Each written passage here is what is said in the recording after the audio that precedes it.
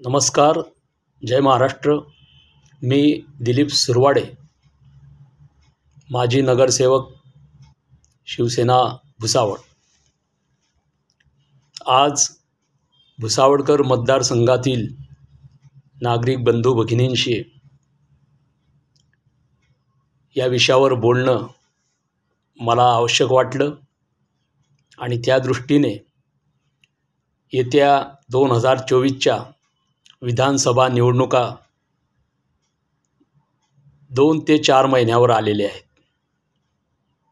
ते आता घोषितसुद्धा होऊ शकतात आणि अशा परिस्थितीमध्ये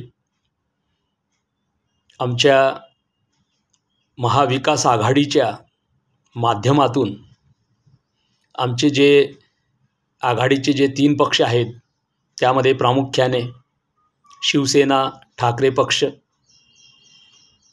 उबाठा,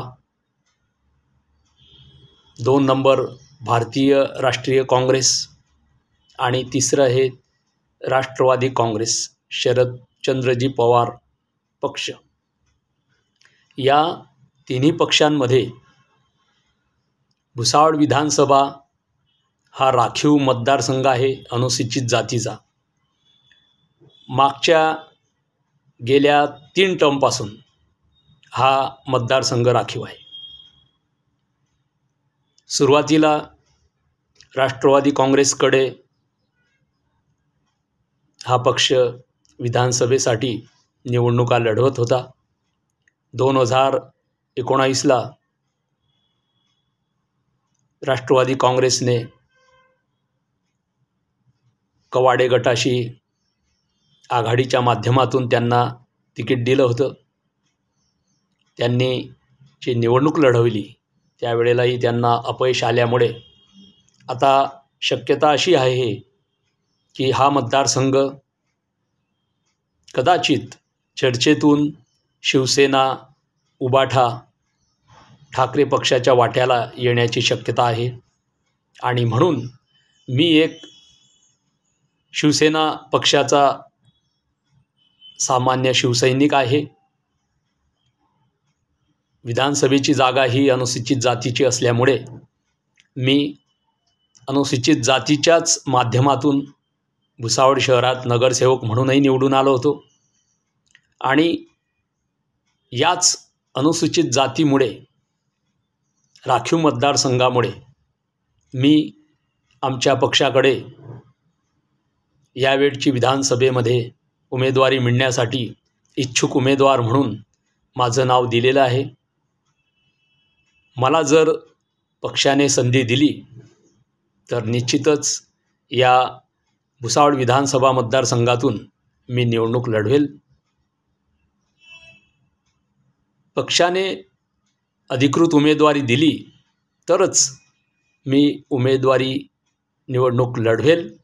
अन्यथा ज्या उमेदवाराला किंवा आघाडीच्या उमेदवाराला जर ज्याही उमेदवाराला संधी मिळेल, पक्ष संधी देईल, त्यांचा आम्ही प्रचार करू आणि भुसावळ विधानसभा ही आघाडीच्या विजयासाठी आम्ही अथक प्रयत्न करू अशी आधीच मी ग्वाही देतो. आणि त्यानंतर या इच्छुक उमेदवारीच्या माध्यमातून आपल्याशी बोलताना मला सांगावंसं वाटतं की भुसावळ विधानसभा मतदारसंघ म्हणजे संपूर्ण भुसावळ तालुक्याच्या विकासासाठी, कारण लोक मतदान का करतात, या शहरात, या तालुक्यात आपल्या ज्या अत्यावश्यक सोयी सुविधा लोकांना मिळाल्या पाहिजेत, अत्यावश्यक ज्या गरजा आहेत त्या पूर्ण झाल्या पाहिजेत, शहराचा आणि तालुक्याचा विकास झाला पाहिजे, या अपेक्षेने लोक मतदान करतात. आणि त्या दृष्टीने त्यांचा जसं ते मतदान करताना आपलं कर्तव्य बजावतात, कर्तव्य बजावल्यानंतर जे विजयी उमेदवार असतात, आमदार होतात, त्यांचं कर्तव्य असतं की या मतदारसंघाच्या विकासासाठी आपल्या अधिकाराचा उपयोग करून लोकांना सुख सुविधा उपलब्ध करून देणे आवश्यक असते. आणि म्हणून या भुसावळ विधानसभा मतदारसंघामध्ये गेल्या 25 ते 3 वर्षामध्ये माझ्या जे नजरेस आलेलं आहे त्यामध्ये प्रामुख्याने MIDCचा प्रकल्प इथे भुसावळ शहरामध्ये तालुक्यामध्ये सुरू झालेला आहे. परंतु या MIDC एरियामध्ये ज्या पद्धतीने किंवा ज्या गतीने रोजगार देणारे प्रकल्प सुरू व्हायला पाहिजे होते त्या प्रमाणात इथे प्रकल्प सुरू झालेले दिसत नाही.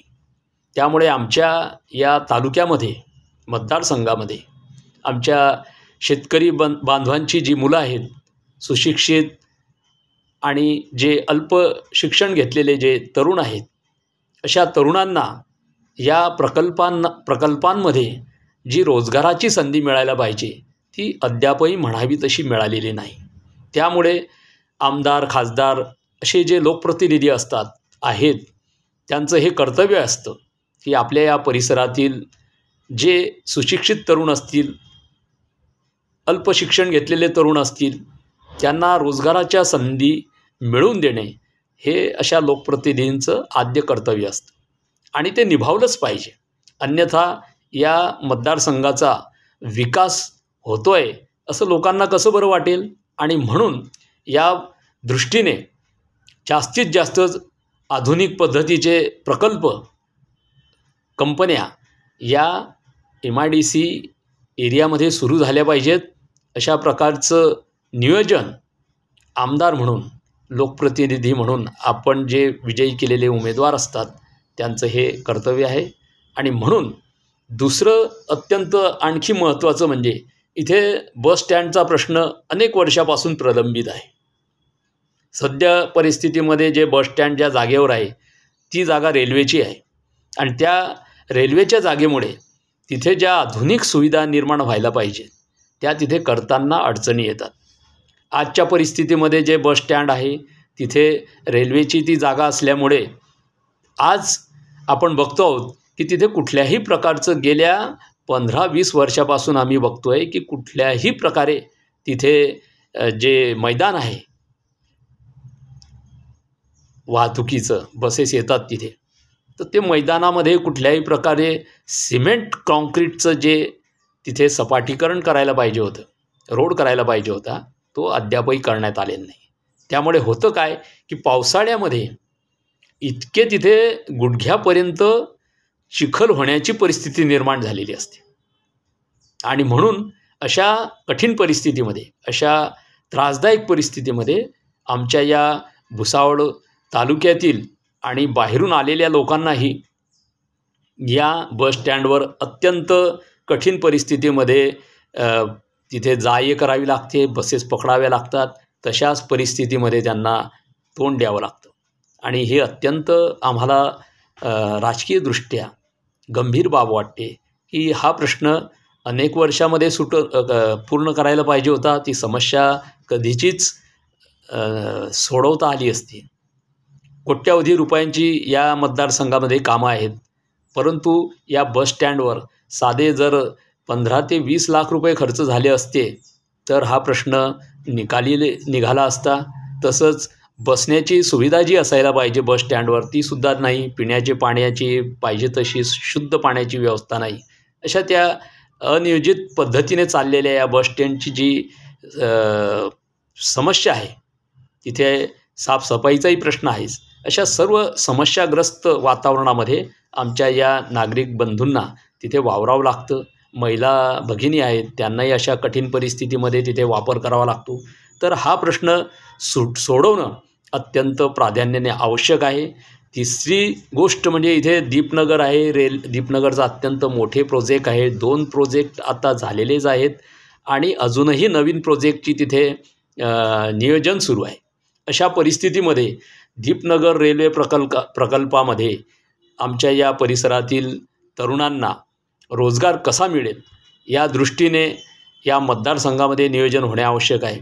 अन्यथा आमचे जे तरुण बेरोजगार आहेत त्यांना भुसावळ हा परिसर सोडून दुसरीकडे रोजगारासाठी जावं लागतं. ही अत्यंत दुःखद बाब आहे आणि ती आमच्या या राजकीय विकासाच्या दृष्टीने, मतदारसंघाच्या विकासाच्या दृष्टीने आम्हाला ही बाब म्हणजे खरं सांगायचं तर ती अत्यंत स्वतःलाच आणि प्रत्येक पक्षाला ही शरमेची बाब आहे की आमच्या या मतदारसंघातील तरुणांना इथेच जर हे मोठे प्रोजेक्ट आहे तर त्यांना तिथे रोजगार मिळाला पाहिजे.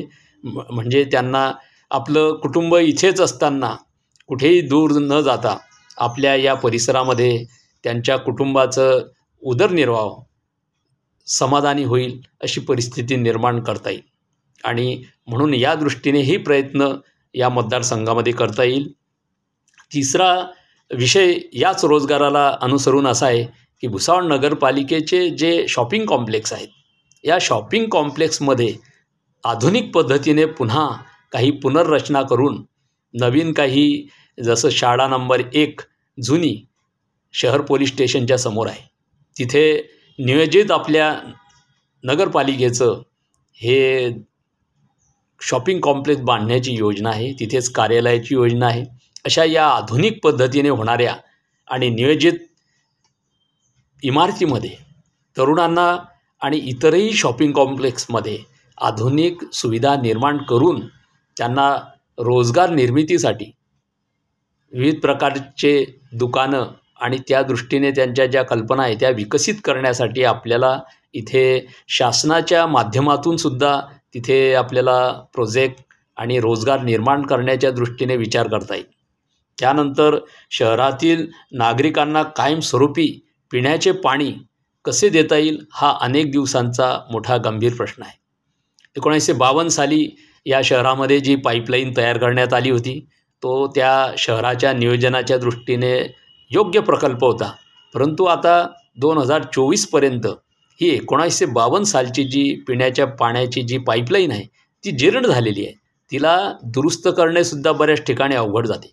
त्यामुळे सतत महिन्या 2 महिन्यात कुठेतरी ते लिकेज होतात आणि त्या दुरुस्त करताना आमच्या या मजूर वर्गाची त्रिधा तिरपीट उडते आणि बऱ्याचदा मग 10-15 दिवस पाणी, असेही 10-10 दिवसांनी अलीकडे पाणी पुरवठा होतो.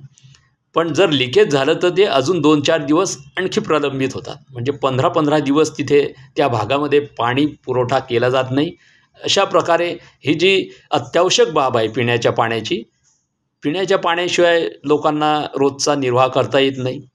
आणि म्हणून ही जी पिण्याच्या पाण्याची जी व्यवस्था आहे त्या जीर्ण व्यवस्थेला आपल्याला बाजूला ठेवून अमृत पाणी पुरवठा योजना ही जी नव्याने मंजूर केलेली योजना आहे, नगरपालिकेमध्ये त्याला कामाला सुरुवात झाली. 2017ला त्या कामाचं नियोजनही करण्यात आलं. सुरुवातीला साधारण 90 कोटीपर्यंत खर्च झालेला आहे असं मला माहिती मिळालेली आहे. आणि अजून 137 कोटी नव्याने मंजूर करण्यात आलेले आहेत. कारण इथे ज्या 11 पाणी पुरवठ्याच्या ज्या टाकी आहेत त्या टाकींची निर्मिती अजूनही झालेली नाही. त्यातल्या साधारण 10चे कामं अपूर्ण आहेत. 11वी टाकी अजूनही सुरुवात झालेली नाही. त्यामुळे अशा परिस्थितीमध्ये या पिण्याच्या पाण्याची व्यवस्था लावण्यासाठी हे जे 137 कोटी जे मंजूर झालेले आहेत या प्रकल्पाला पूर्ण करणं हे नवीन 2024च्या आमदारांचं, लोकप्रतिनिधींचं हे महत्त्वाचं भुसावळ शहराच्या दृष्टीने कर्तव्य आहे. आणि ते पूर्ण करणं हे आमच्यासारख्या शिवसेनेच्या कार्यकर्त्याला, शिवसैनिकाला हे प्राधान्याने करायचं आहे. हा आमचा संकल्प आहे की लोकांना शुद्ध पिण्याचं पाणी देता आलं पाहिजे. तसंच या शहरातील शिक्षण आहे, आरोग्य आहे, इतरही रस्ते, विकासाच्या योजना आहेत, आधुनिक पद्धतीच्या काही सुविधा निर्माण करण्याचं दवाखाना असेल आरोग्याच्या दृष्टीने, तर हे आणि इतरही जे काही अत्याधुनिक पद्धतीने शहराच्या नियोजनाच्या नवीन नवीन कल्पना येतात, स्कीम येतात, तर त्या दृष्टीने या मतदारसंघामध्ये भुसावळ शहर हे ज्या पद्धतीने मागे पडलेलं आहे विकासाच्या माध्यमात, तर हे जास्तीत जास्त विकसित कसं करता येईल हा आमचा शिवसेनेच्या दृष्टीने अत्यंत महत्त्वाचा, प्राधान्याचा कार्यक्रम आहे. आणि म्हणून आपणास मी शिवसेनेच्या वतीने, महाविकास आघाडीच्या वतीने आमचे जे नेते आहेत, माननीय पक्षप्रमुख उद्धवजी साहेब ठाकरे यांच्या प्रेरणेने आम्ही भुसावळमध्ये जे काम करतो त्याच्या पाठीशी आमची ही शिवसेनेची शक्ती उभी आहे. आमच्या या शिवसैनिकांचं एकत्रितपणे जे काम चालतं त्या जोरावर आम्ही शहराचे अनेक प्रश्न घेऊन सतत वेगळ्या प्रकारची आंदोलनही करत असतो. प्रशासनाला या दृष्टीने सतत निवेदन देणे आणि त्या दृष्टीने नागरिकांच्या समस्येकडे लक्ष वेधणे असा आमचा हा सतत कार्यक्रम सुरू असतो.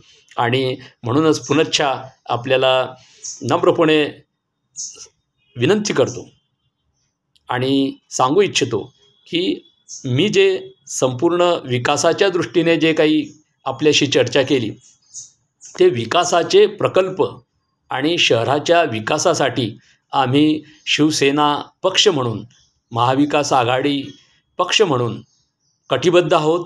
या विकासासाठी आम्ही संपूर्ण शक्तीने काम करणार आहोत. आम्हाला पक्षाच्या माध्यमातून जर उमेदवारी करण्याची संधी मिळाली, म्हणून एक इच्छुक उमेदवार म्हणून माझ्या कल्पना, माझे विचार आपल्यापर्यंत मी पोचवले आहेत. हेच विचार आमच्या विकासाच्या दृष्टीने शिवसेना आणि महाविकास आघाडीचे आहेत. आमच्यापैकी ज्या उमेदवाराला संधी मिळेल तो निश्चितच या भुसावळ शहराच्या विकासासाठी प्रयत्नशील राहील, कटिबद्ध राहील, अशी मी ग्वाही माझ्या वतीने देतोच. परंतु पक्षाचा सुद्धा हाच उद्देश आणि संकल्प आहे आणि त्या दृष्टीने आम्ही काम करू. समोरच्या जे पक्ष आहेत त्यांना मला जे दिसून आलं की ते या शहराचा विकास करू शकले नाही. गेल्या 15 वर्षापासून समोरच्या पक्षाकडे जे पद आहे, उमेदवारी आहे, आमदारकी आहेत, त्या लोकांनी आणि त्या पक्षाने हे भुसावळचे जे प्रश्न आहेत ते विकसित कल्पनेतून आणि माध्यमातून त्यांनी न सोडवल्यामुळे आज ही समस्या आजही कायम आहेत. करोडो रुपये खर्च होऊनही ते अपयशी ठरलेले आहेत. आम्ही संधी मिळाल्यास या सर्व विकासाच्या ज्या प्रोजेक्ट आहेत, बेरोजगारीचे असतील, पिण्याच्या पाण्याचे असतील, शिक्षण आरोग्याचे असतील, ते निश्चितच सोडवण्याचा प्रयत्न करू आणि भुसावळला विकसित दर्जा महाराष्ट्रामध्ये मिळवून देऊ अशी ग्वाही आणि आत्मविश्वास आणि व्यक्त करतो. जय हिंद, जय महाराष्ट्र. धन्यवाद.